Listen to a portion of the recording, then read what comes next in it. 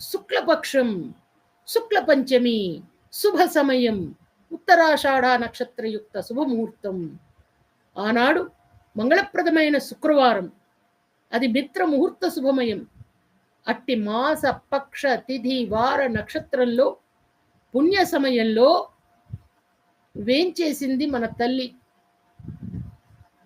పద్మరథంపై పద్మకాంతులతో, పద్మనేత్రయై, పద్మవదనయై, పద్మ కిరీటధారియై, పద్మ శరీరయై, పద్మపాణియై, పద్మ ఊరువై, పద్మ పాదయై, పద్మాలంకృతయై, పద్మ సరోవరంలో మహాపద్మం నుండి పద్మావతీదేవి అయి శ్రీ మహాలక్ష్మి ఆవిర్భవించింది, ప్రాదుర్భవించింది.